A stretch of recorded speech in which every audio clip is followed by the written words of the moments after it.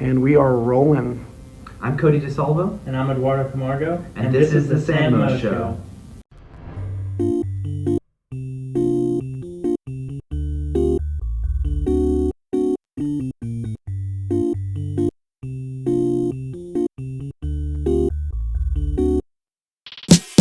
What's up, Sand Martians? Happy Valentine's Day and welcome to Season 3 of The Sandmo Show. I am, as always, your host with The Sandmost, Cleveland. If you're already a fan, welcome back. I've missed y'all so much. And for those of you who are new to the podcast, welcome aboard. However, on this February 14th, the only thing in the air is democracy, baby. Not love, but democracy. And in case you haven't seen the signs on campus or you've been living under a rock, you might know that there is a student government election taking place this Monday, February 17th, until the polls close this Thursday, February 20th.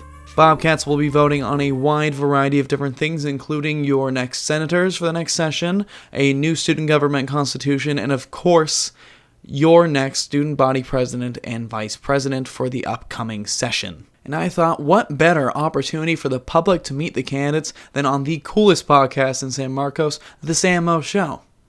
Now, full disclosure, I intended to interview both presidential tickets, but unfortunately, the Catching Valentine's Dean Andrew Florence campaign canceled our scheduled interview a few hours before the agreed meeting time. But you know what? Shit happens and The Sandmo Show must go on. So, without further ado, it is my great pride and distinguished pleasure to introduce to you Senator Cody DeSalvo and Senator Eduardo Camargo, who are running to be your next student body president and vice president. Senators, welcome to the show. Thank you for having us. Yeah, it's a pleasure. So, if you guys just want to just say your names real quick, introduce yourselves, so that way the listeners know who's who. I'm Eduardo Camargo. I'm a Director of Government Affairs for the Texas State Student Government, and I'm running for Student Body Vice President. Yeah. My name's Cody DeSalvo. I'm a senator in the College of Applied Arts, and I am running to be Student Body President. Excellent. So let's do some icebreakers, guys. My favorite. So why are y'all running in the first place? Eddie and I are running because we want to ensure that students' voices are first and foremost on this campus. Mm-hmm. And we don't think that is necessarily the case, and it hasn't really been the case over the last few years. And so we really want to focus on making sure students' voice come first in everything that affects their health and their safety and their wallets. That's the big glue of it all. Mm-hmm. But yeah.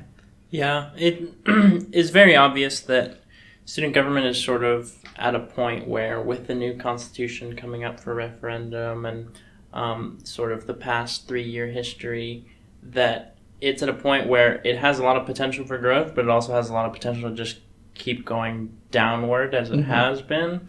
And so we just want to ensure that we put the best foot forward going into the new session mm-hmm. with a possible new constitution. It's funny that you asked that question, because I actually was giving this a lot of thought today. It's like there needs to be like a new day in Bobcat country when it comes mm-hmm. to student government, because the last several years have been really rough. So student government needs to get back to its core of students serving students and making sure that their voices are heard on campus. We pay for everything that we see every day, so we need to focus on making the university hold them accountable, make sure that students get what they pay for. Yeah, absolutely. So why y'all two? How did you guys meet? What was the agreement? When did this come to fruition? I think Eddie's probably better at the storytelling on that one. Yeah, I probably am. We first met in the Students' Rights Committee. Both Cody and I and one other senator at the time applied to be the chair of that committee, and Cody was the one that won out. Well deserved, I will say. And so we sort of just started talking through there, and then eventually, after a lot of consultation, I sort of just told him, "Hey, you running?" And he said no, and I said, "Well, then we should." Yeah, that seemed to be the theme, I guess, with I think both campaigns. Really, is like the vice president is kind of the one that's put everything together in terms of the groundwork, and then they pick amazing running mates to go with them. And so I want to kind of briefly bring up what happened earlier today on the quad. So we for the past 2 days now, we've had these religious, opinionated folks, I'll say it like that. We've had very opinionated people coming on the quad and telling us that we're all going to hell and we're all whores and every other kind of fun thing you could say to somebody. And so apparently, from what I understand, there was an arrest or a detainment, right? Yeah. So could y'all fill me in on that or anything? Yeah, we don't. So there's not a lot out there in the public sphere that's really factual. There's one thing that the UPD put in Twitter that was basically the person was detained, they were identified, and then they were released. What exactly and why exactly the person was detained, can't find any information on it. But one thing that's kind of going around in the rumor mill is that the person was a black student, that they were vaping on campus, which to me, I don't know why you would detain anyone for that. I mean, if you want to cite someone for it, cite someone, or you want to tell them to put it up, tell them to put it up. But this really goes to one of the big things on our platform, which is creating a UPD oversight council that could raise this incident specifically could be raised in that forum and say, show us the after action report for that and why the police officer felt it was necessary to detain. Detain is a tactic. Yeah. It's a tactic lesser than arrest, but it's a tactic higher than, taking some other action. So why? And those are the questions I would want a UPD oversight council to answer. And this council would basically be comprised of faculty and students and faculty, staff, and students. The model is something that's kind of everywhere. There's a police department in cities and states across the country. At this university, the vice president of finance and support services oversees UPD. The ultimate civilian authority is the president. But lots of cities, even small ones, have oversight committees for their police departments. They don't just leave it to city council or to the mayor. Yeah, and would this be kind of a way for students and faculty to review police decisions, basically? Or at least... It would be a lot of things. Well, first of all, it'd be a way for students, faculty, and staff to all get concrete information directly from the source without having to jump through hoops, like in a face-to-face conversation, where they could disseminate that information sort of publicly for everyone to see. Because one of the big things every time something like this happens, or anytime there is an incident on campus, that UPD, the administration, even San Marcos police sometimes are not very good at putting the information online. And I mean, like, the internet is the public billboard now. Yeah. And the fact that large departments in this university, the administration, or the police department don't really know how to use that effectively to spread information means that we sort of have to take care of that. Okay. I mean, you're talking about earlier how it's kind of been a rough couple of years, I think, for just student government. I think it's just collectively also for just the authority of Texas State University in general, whether it be administration, student government, or police. It just seems like just ball drop after ball drop on various issues. I mean, we've talked multiple times about the sexual assault fudging of the numbers, and of course there was the May 1st incident last spring. It has been a rough couple of months, man. It has, and I think actually all of those things and all the things we've seen at Texas State are really a microcosm of what's going on in the country.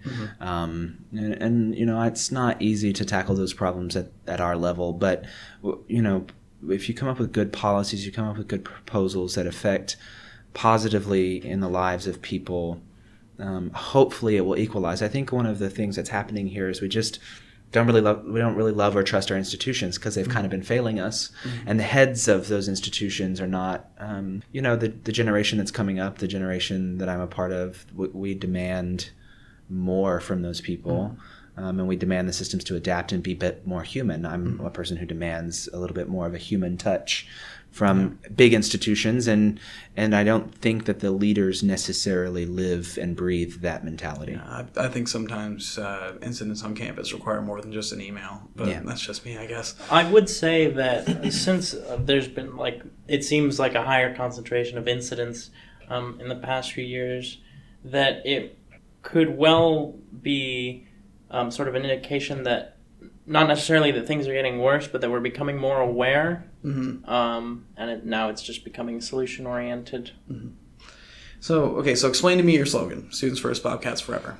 Yeah, so Students First, Bobcats Forever. I'm an alum of Texas State. I got a bachelor's in public administration from this institution. So like Bobcat Pride and all the things that when you leverage the university and the university will allow you to leverage it, are just so amazing. And the benefits of being a Bobcat are so great that we wanted to make sure that we included that. But the first part of the platform, which is Students First, is all about putting the student's voice first. So we kind of wanted to meld the ideas. One is while you're here as a student, your voice should come first. And while you're on the path to graduation and once you graduate, you should have built meaningful connections, have had a great academic experience, and all around have Bobcat pride. But while you're here, you're really concerned about your health and safety. You're really concerned about diversity and equity and inclusion, and you really want to be heard and you want to have an impact. Well, yeah, I agree. I mean, especially college for a lot of, folks of all age groups is typically, for the majority of the population who's, late teens, 18, 19, early 20s, that's kind of a really kind of coming out of the shell moment for a lot of people. This is kind of where the people eventually start to define themselves really publicly and start to kind of branch off on their own paths.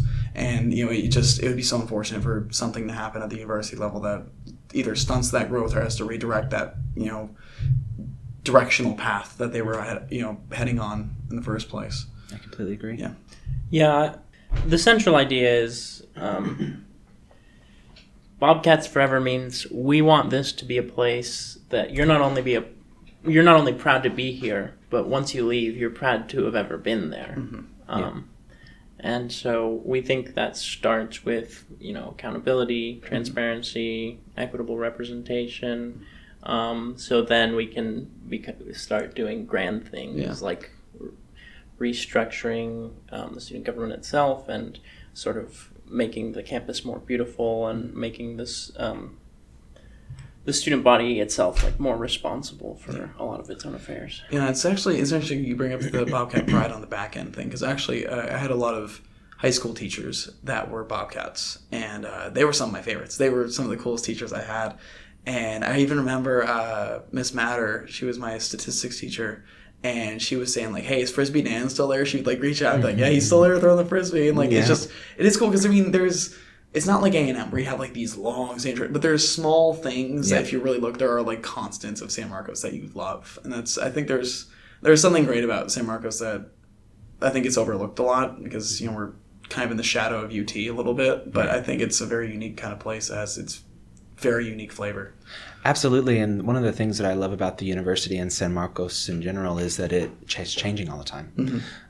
New students come in every 4 or 5 years, however long your journey is, and Bobcats go make amazing things happen throughout the world. But this little place changes so much, but it's all fundamentally the same too. So it's a cool thing to observe, having been and then coming back. I love this place. The idea of changing and also being, because they post pictures of the 70s back with Sewell Park and stuff, but it still looks like Sewell Park. Yes. A lot of the icons are very noticeable. Yeah. I love that part about it. Okay, so let's get into the nitty gritty here. Let's talk platform. Oh. Yeah. Terrible. I know. So the first one you'll have on your one of your pillars here is student's voice, right? And the part I really want to talk with you all about is increasing the environmental service fee, because I know, Eddie, that was one of your big ideas. Yeah. So talk to me about that. Well, so this idea basically came out of me wanting to develop a zero waste plan and deciding that the Environmental Service Committee was the first place I should go to sort of figure out what we're doing on this campus and what we need to continue to do on this campus. But then once I got there, I realized that there were a lot of issues with the way the Environmental Service fee was being handled by the Environmental Service Committee. So after a long process of trying to restructure the committee, trying to get an appointment, finding enough people to receive appointments to where we can sort of make the committee operate the way we want it to, came the issue of sort of the committee doesn't have enough money to fund the projects that make a big impact on this campus. So Bobcat Blend, the composting service on campus, used to do composting out of the dining halls for individuals' food waste, so post-consumer, but they had stopped doing that about a decade ago, and now a lot of their equipment needed to be replaced. But there was like, they took half of the revenue from each environmental service fee year, just trying to compensate the people who run the facility. So getting new equipment, getting more like on-campus involvement for Bobcat Blend was not even in the question. So the next solution is to generate more revenue, and it's fairly easy to do. I don't think it would be very difficult. If you asked 10 students randomly on this campus, would you mind a $1 increase to the environmental service fee? I'd say 9 out of 10 of them say no. And then that one goes, what is it right now? Yeah. It's $1, right? And then we tell them it's $1. Yeah. We say, we just want to increase it $1 more, less than a cup of coffee. What do you think about that? And they say, yeah, cool. What would it be used for? And then we start listing some of the whatever you want, actually. True. Absolutely true. But some of the things that it has been used for in the past, like installing reusable water bottle stations across campus, funding Bobcat Blend.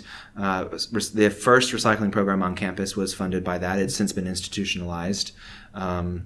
Installing solar panels, doing a greenhouse. I mean, there's just the law that established this, and the cool thing is Bobcats are the ones who established this law. We led the student government with students from agriculture and geography and other sort of life science departments lobbied the legislature and said, we need this fee at our campus, and then the legislature made it law, and then we used it for the first time, and we're the only campus that it's never been raised. But we're the ones who created it. So what we need to do is increase it just $1, and then we'll be able to do even more on campus. Yeah, I mean, especially we were talking about Sewell earlier. The environment of San Marcos is just, it's so beautiful here. It's unlike anything else I've seen in Texas, and we really do need to maintain that, especially with how quickly San Marcos is growing. We run the risk of actually really degrading some of the wildlife around here. Yeah, and it's a really good point to recognize that the history of this land is ancient. This is a land that archaeologists believe has been populated by humans for thousands of years. It's native land, and we need to be good stewards of it. And I think there's a lot of potential for that. A lot of potential for good in that area if we can increase the fee just a little. I was just going to say that, however, raising the fee isn't the only thing that solves this issue. The other part is making sure that you maintain oversight over the committee, because what happens when a committee like this gets formed is for a few years it's something that everyone views as important and they get the right appointments, and then one transition happens and the next student body president forgets it exists, and all of a sudden it's just not doing what it's supposed to because nobody's making sure it does. And so sort of that's the institutionalization thing is we want to be being responsible stewards of our environment entails being responsible stewards of our committee list first. From the student government bureaucracy perspective, that's absolutely right. The ecosystem of the bureaucracy. Yeah, that's absolutely right. And that's something that Eddie and I are going to pay a lot of attention to because that's how students help make decisions on campus is through those university committees. Now, also on the environmental angle, I'm sure y'all are familiar with the pipeline they plan on putting through, right? So I'm not a resident of San Marcos. I'm not as familiar with it. Is this the same one that's coming through Kyle, or is it a total separate one? I think. It's the same one. Let me look it up real quick just to make sure. So if it's the same one, then I can tell you, I mean, like everyone hates it. I've lobbied, if it's the same one that I'm thinking of, I've been in front of City Council and Kyle being like, hey, what are we going to do about this? And I know that they've sued. And I know that they've gotten some concessions, but I don't know what's gone on from there. But the legislature just last year really came down in favor of the pipelines. I think in preparation for this pipeline. So it's the name of it. The name of it is the Permian Highway Pipeline, and it's coming through Kyle. It's also going to be coming down the I-35 corridor in general, and that includes San Marcos. And you're talking about, it's funny you mentioned the Texas legislature because they made a resolution, they made a whole bill, and a lot of red states have passed it after the whole Dakota Access Pipeline fiasco. Basically where it is, illegal to protest near or on critical infrastructure such as power plants, water mills, and oil pipelines. So I actually do know about this. I just realized I know about this. The city council, maybe 3 or 4 weeks ago, passed an ordinance, but it was unanimous. They're paying Texas State like $400,000 or $500,000 over the course of 5 years to monitor water quality levels at the outdoor center. The various places where it might impact. Yeah, it was talking about sort of during the building or during this like infrastructure development, and now I know that's what that is. Yeah. Is they're monitoring the water as the pipeline gets installed. And the funny thing about that too is there's a website, it's publicly accessible, but it's like a basically state house legislature like Republican agenda list thing, and they basically use the same template for all of these pipelines went through. So one of these cases was actually they were arrested for it in Louisiana, and it's already working its way up through the appellate courts right now. So you might get a big decision on it before it even becomes an issue, because it seems to be conflicting the First Amendment. Yeah, I just think it's so interesting in the states in question that the First Amendment is so celebrated and lauded, unless you want to protest against something that's against their agenda. Yeah, against their agenda. Well, it's like, come on, guys. We're either down with the First Amendment all the time, everywhere, or we're not. That's the down. sticky thing. People say they love free speech until it's something that pisses them off. Everyone's liable to pass an Alien and Sedition Act. I guess, yeah. That's true. That's the next thing coming down the legislative pipeline. Round 2. Bring back the Alien and Sedition Act. You know what? I don't think the Alien and Sedition Act has ever been overturned by the Supreme Court. Seriously? I'm a bit of a Supreme Court buff. Yeah. I think there are provisions of it that are still in use today. Oh my goodness. It may have been overturned by like legislative action, but I don't think the courts have ever dealt with it. John Adams wasn't John Adams? It was John Adams' presidency. Got upset because people were talking trash. Yeah. He said no more. Okay, so let's move on to academics here. So the biggest point I think for a lot of students is you want to eliminate the SAT and ACT score requirement for admissions. It's not, you don't want to just eradicate the system itself, but it's definitely something that you think should only help but not hurt. Yeah, so we've had some really good questions on this. You know, when you build something in a platform, you want to do it in the thing that's going to like get your attention the most. So I like being able to clarify that right now the SAT and ACT is a required part of your admission package to this university. You very rarely, there are exceptions of course for top 10% students, but you have to bring that to the table regardless. Yeah.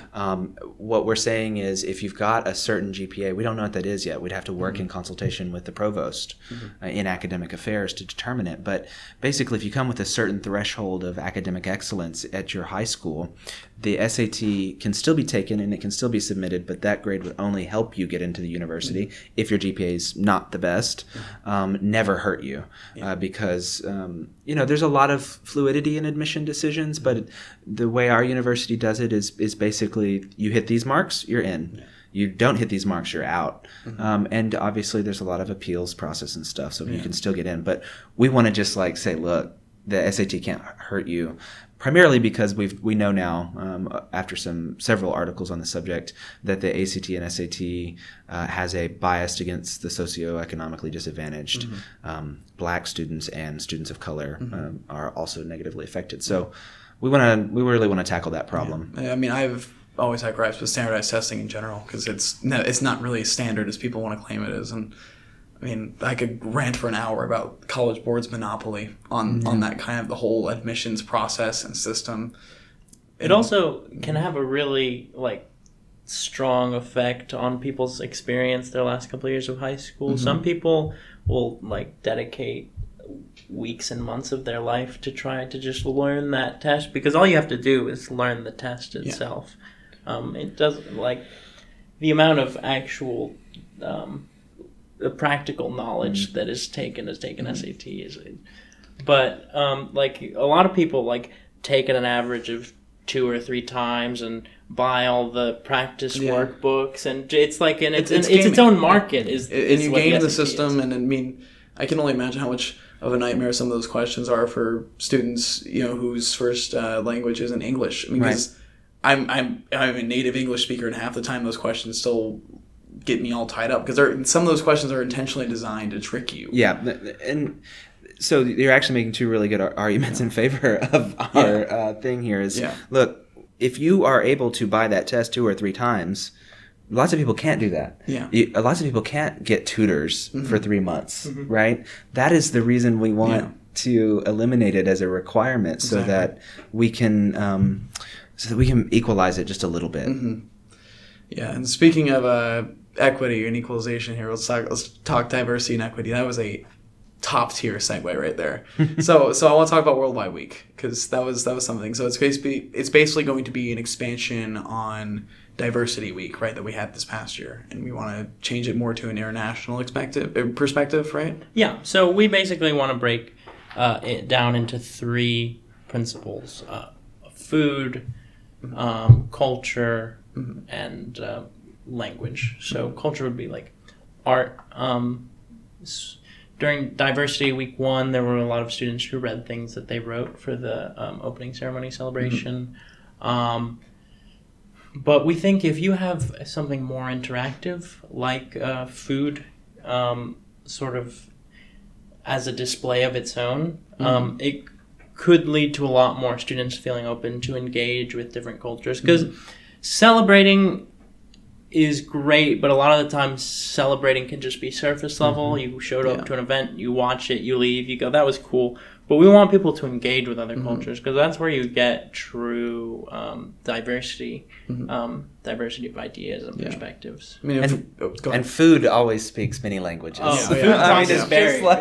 Food tourism is one of the best things I think out there in terms of just getting into a culture, is experiencing the food, because I mean it's what people eat. Yeah, it's a good way to get a general understanding of kind of where they're at. But there's so many different perspectives at this university that unless you dedicate time to actually putting all of them out there, some people are gonna miss out on a lot of great things that their fellow Bobcats have to offer here. Yeah, and you know, we want to continue programs that student government starts, because student government can have a lot to offer, and the current student body president and vice president developed this program, and I think it's valuable. And what we need to do is just every year have a new theme. I mean, diversity means lots of things. In our case, we want to talk about Worldwide Week, but it may be appropriate at some point that diversity be diversity of ideas, that diversity of thought. Those are so one of the big things that we really believe in is institutionalizing these programs and making sure student government commits to them. And so we don't want to drop something that is really good. We just want to reflavor it. Yeah, that's a good way to keep it fresh, especially for year to year. So let's talk about health and safety. We already kind of briefly discussed the UPD Oversight Council. And then the other thing I want to talk to you guys about was adding resources to the counseling and mental health services here on campus. Who wants to do it? So there's a few things about this. So obviously this isn't a new issue, and it's not like fixing it isn't a new thing to propose, but we do think there are some key bits of information that students need to have in order to have like the right way to view this issue. There is only one Black counselor in the counseling center. One of the directors of the counseling center is also Black. But for a student body that is 20-25% Black, that's just unacceptable. If students want to see counselors who look like them, they want to feel like the counselor has a similar background to them.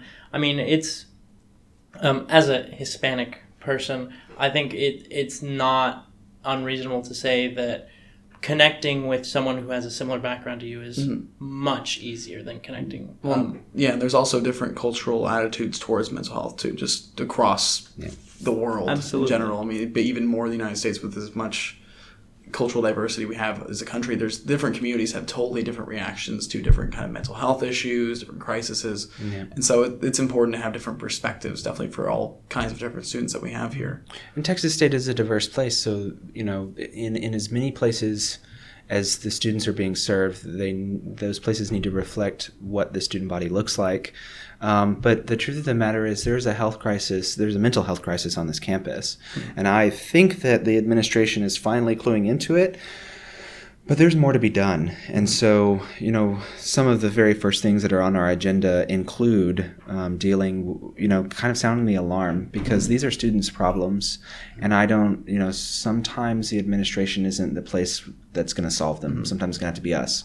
Yeah. So we need to sound the alarm, and we need to call on more resources inside the university, from outside the university, and even within our own talent pool. We've got graduate students who are learning to be therapists and counselors now. They're in their early stages of that learning, of course, but they could be leveraged to help with resiliency training or strategies for how to cope with depression. Obviously, when people experience something, different people come with different things available to them to cope and work through it. And so we just want to make sure everyone's got something to, and if you can't, everyone's been depressed. I mean, I've been depressed. People have depressions. Lots of people are able to have those depressions and bounce out of them. But there are some folks who don't, and when they don't, they need care, and the university needs to be available to care for them. Absolutely. I've always, as a psychology major, I always correct people, because there's a very big difference between being depressed and having depression. Right. Because those are one is being down for a while if something happens, which is natural. Being I think so often we try to avoid sadness at all costs, but sometimes you need to be sad. That's part of the human life. That's part of the human experience. But there's a difference between being sad and also just having the chemical imbalance that some folks have, where feeling happy is 10 times harder than it is to feel sad. And mind you, I mean, there's a lot to be said too. If you want to make a strictly almost corporate argument to the university saying it has a detrimental effect on academic performance for all students. If you can hardly get out of the bed in the morning, I mean, I don't know what you're expecting to do in a college setting where these classes aren't necessarily easy. Absolutely. And while you were talking, I was thinking of something kind of exactly along those lines. And we are talking about something, social anxiety, for instance, is suffered by a lot of people. But social anxiety on a campus of 39,000 students can be debilitating. Yeah. And especially when some of your first courses are comm classes where you've got to stand up in front of people and do this stuff. There needs to be more acknowledgement of the environment that might be triggering people, and programs and staff and different ways of equipping people to work through and be able to be successful on this campus, even from those kinds of things. More group counseling, for instance, is one way to kind of work through that. One-on-one counseling if it's really severe. So it's just like you gotta, they just have to kind of recalibrate what they're doing a little bit. Well, there's so much that can be done. It's just a matter of it needs to be more than what we have now. Yeah, and I actually had someone say this to me because I think that they had gone to the counseling center. They worked in the counseling center or something. I can't really remember, but when we say this, it's almost as if we're not giving credit where credit is due. The people in the counseling center are great. I mean, if you ever have actually been in the counseling center and you've actually been able to be served by the counseling center, they're doing a really important mission. So it's not a criticism. What our position is we need to give you more. Yeah, we need to help them out. We want to make this easier even for you. It might sound like a criticism because I run around going, there's a crisis on campus, but if no one else says it, I'm afraid that it won't be heard. Well, it's not to blame the therapist either. I mean, if there's a mental health crisis, they aren't going to go rounding you up and dragging you in there. I mean, that's right. That's why mental health is one of the hardest things, because you really for part of it is a journey you have to make on your own. You have to have the strength. And I always make a point of that. It takes strength to admit that you need help, especially with that kind of stuff. Yep. Yeah, and at Texas State, if you sort of compare Texas State to other schools that are larger than it but similar size, they'll maybe have larger population of students by 10%, but their amount of resources they have towards their health and counseling centers is double or triple what we put into ours. I mean, we're just, relative to the rest of the field, we're lagging behind, and these are places where mental health is still an issue. Yeah. So if there needs to be a sense of urgency about it, because the problem is already happening, and eventually, as the university continues to grow, they're just going to realize that the problem has become insurmountable because the health center is just... Yeah. Well, and I think it goes beyond just depression or anxiety, too. I mean, I think when these things go untreated, you have a lot of repercussions that look like certain things, but I think underlying causes might be mental health issues. I mean, drug abuse, binge drinking, stuff like that. You might just say, I want to have a good time, and you might. But there's also, I think, a percentage of those folks who are just trying to run from something. Yeah. In some cases, and they refuse to treat it, or they don't know where to go for help. And so I think it has many other ways of manifesting itself. So let's on that note, let's make. We didn't give you a good transition that time. Yeah, I couldn't get a good transition out of that one. It's hard to jump from like binge drinking because you're depressed to the alumni orientation program for the connections angle. Yes. Well, I mean, maybe you want to be a therapist, and one of the things that needs to happen is in the counseling, in the psychology program, the counseling program here at Texas State, is they need to have an alumni connection that will help you take whatever that next step is. Maybe for undergrad, it may be that you need help getting into the graduate school you want, but if you're a graduate student, it may be getting into the practice that you want. So one of the things that we do want to do is we have a new student orientation. Everyone comes to it, either online or in person. We want a new alumni orientation to prepare graduating seniors to make that next transition. So like an exit program, basically? Basically, I guess it is like an a exit. debriefing. But you know, something that's fun and allows you to connect with people that'll set you up for the future. Kind of give you there's some things that you might not learn on your time at Texas State, like I don't know how to balance your budget, which once you leave how to do your taxes, how to do your taxes or other things, right? And so maybe there are other parts of a alumni orientation program that would form out of it, but initially I think of it as a networking opportunity to say this is what the next step as a Bobcat becomes, and this is who you can talk to find what that looks like. I mean, there's so many Bobcats just everywhere. I mean, there's a lot of folks go to Texas State. There are 176,000 living Bobcats. Just around the world? That's just in the United States. Oh, man. Yeah, there's got to be somebody somewhere. There's and it's just and a matter we're of doing doing the outreach part of it. I'm a huge advocate of the Bobcat family. The Bobcat family is doing something amazing everywhere on every continent.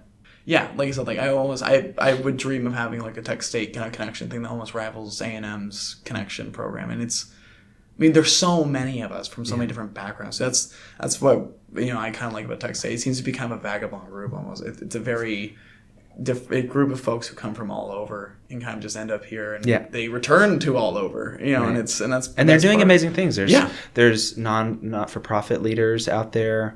There's environmental activists out there. If you're going in the private sectors, there's tons of CEOs, tons of vice presidents of finance. There's just a lot going on in the Bobcat family, and I don't think students always see it, and that's a problem. And as an alum, I get to see it, and I just want to share it with everyone. That's excellent. So now we discussed the platform. I want to have a couple closing questions here for y'all. So first, y'all have been on this campaign trail for what, 2 weeks? This will be closed out the third week. Is tomorrow. Third week. So voting starts 17th, the 17th next week. Of course. So y'all, the campaign trail isn't quite like Iowa and New Hampshire, but I'm sure y'all have much better. Played many, especially this time of year. Played many of places, had many stops. What's been your favorite stop so far on the campaign trail? Okay, so for actually my favorite part of the campaign trail so far was yesterday. Yesterday was the first day of demonstrations. It was a religious demonstration and then a counter demonstration of students who advocate for having a good time, and I got the opportunity a few different times to sort of just walk through the crowd and try to talk to people about our campaign, and they were super receptive. I think the fact that this demonstration got people civically engaged, and that's what it was going on, is there was a level of civic engagement going on here, like a civil discourse on sex. That involved breakdancing. Yes. Going out there in your underwear. Yes. There was a bit of nudity. Also, that the one of the religious demonstrators, at some point she pointed at some students. She goes, "You horny devils," and it's now meme-ified on Twitter, and I think it's my new favorite thing ever. But people became very receptive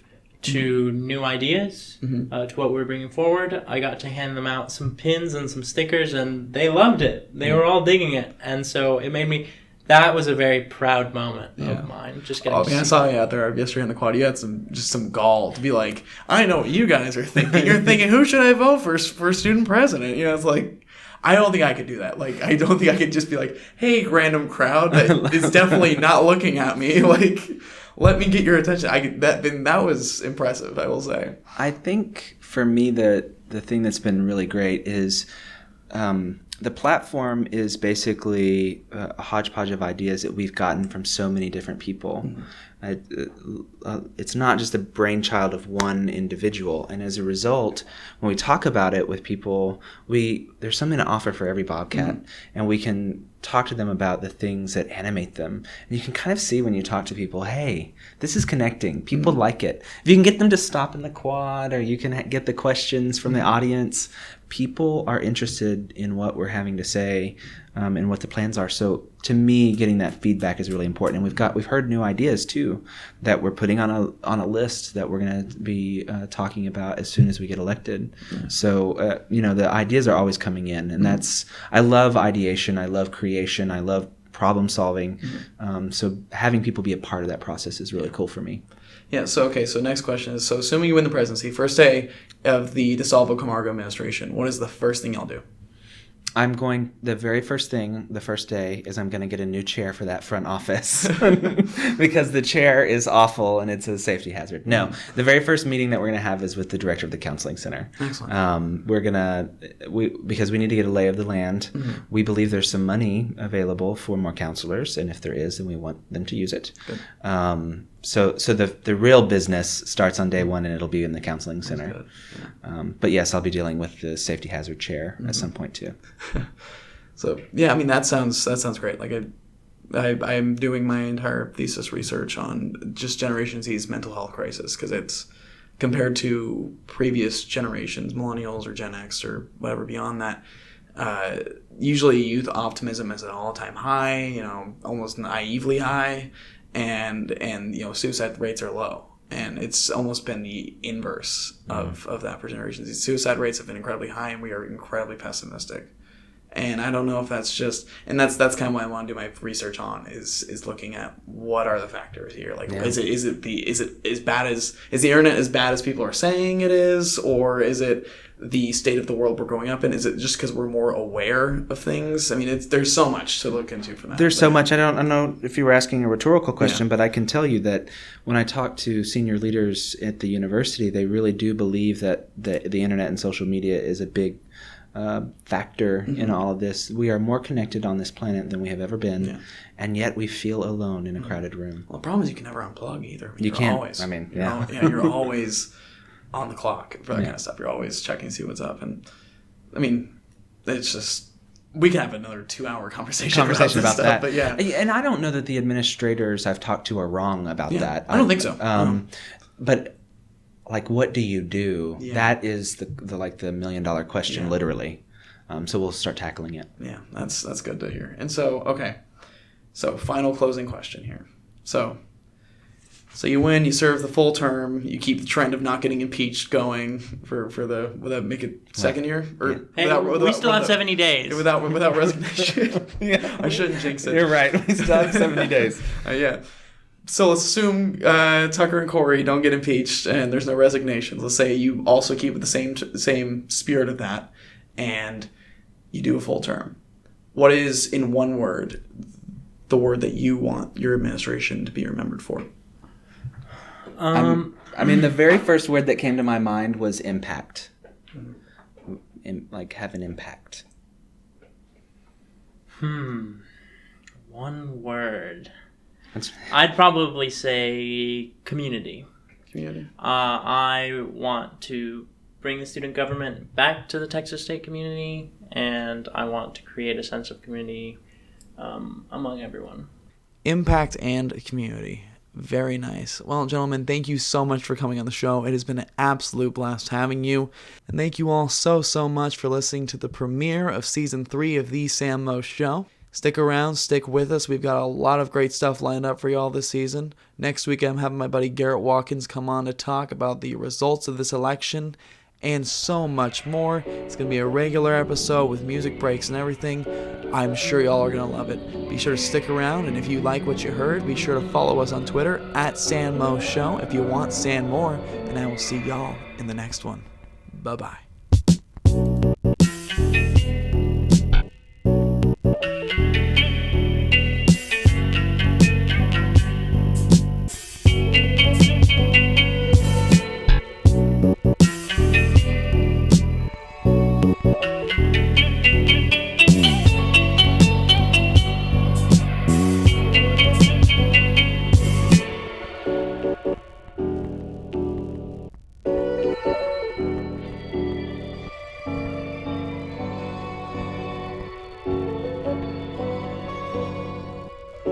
Bye.